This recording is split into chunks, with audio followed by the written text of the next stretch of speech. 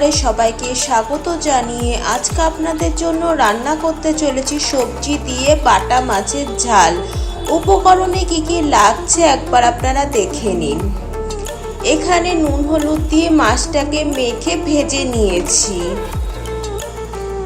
সবজির মধ্যে নিয়েছি আলু, পটল, ঝিঙে ডাঁটা, চেরা কাঁচা লঙ্কা।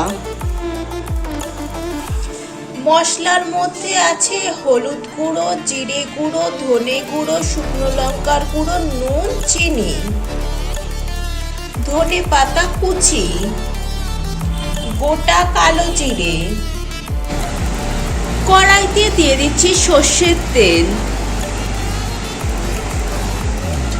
সর্ষের তেলটা গরম হয়ে গেছে, ফোড়নে দিয়ে দিচ্ছি গোটা কালো জিরে। এবার দিয়ে দিচ্ছি আলু,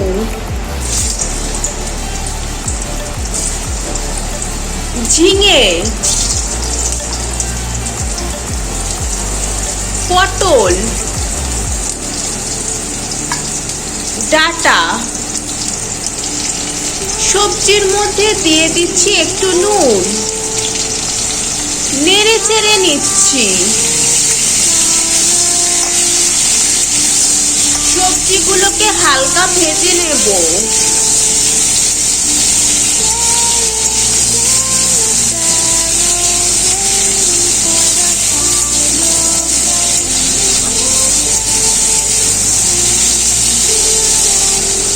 সবজিগুলো যাতে তাড়াতাড়ি সেদ্ধ হয়ে যায় তার জন্য কিছুক্ষণের জন্য ঢেকে দিচ্ছি।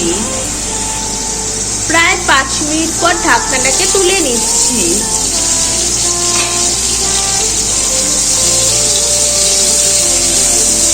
এদিকে আমাদের সবজিগুলো ভাজাও হয়ে গেছে আর সেদ্ধও হয়ে গেছে।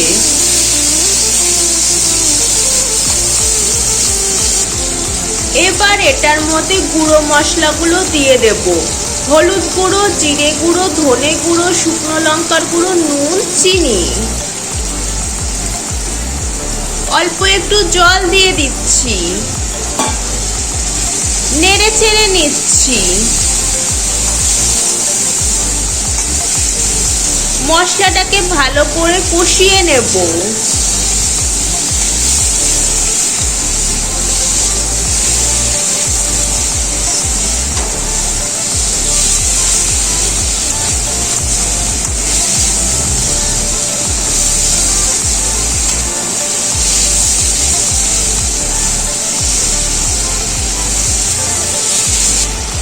এবার দিয়ে দিচ্ছি চেরা কাঁচা লঙ্কা।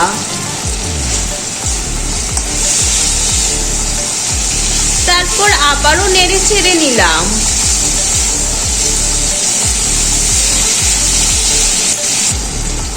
মশলা কষানো হয়ে গেছে। এবার দিয়ে দিচ্ছি তরকারির জন্য পরিমাণ মতন জল।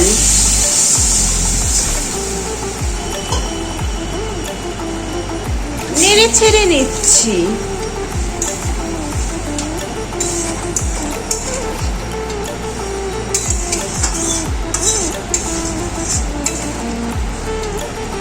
এবার দিয়ে দিচ্ছি ভেজে রাখা বাটা মাছগুলো।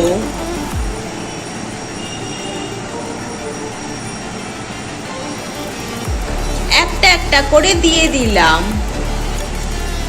তরকারির সাথে মাছগুলোকে মিশিয়ে নিচ্ছি।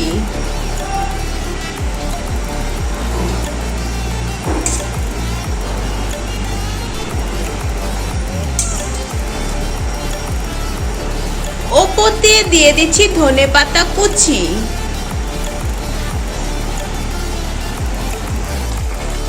তরকারিটা ফুটে এসেছে, রান্না হয়ে গেছে। এবার এটাকে নামিয়ে নেব।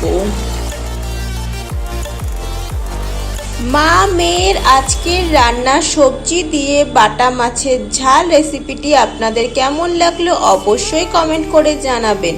ভালো লাগলে চ্যানেলটি লাইক করে সাবস্ক্রাইব করে দেবেন, শেয়ার করে দেবেন। আজকের মতন বিদায় নিচ্ছি। সবাই ভালো থাকবেন, সুস্থ থাকবেন। সবাইকে টাটা।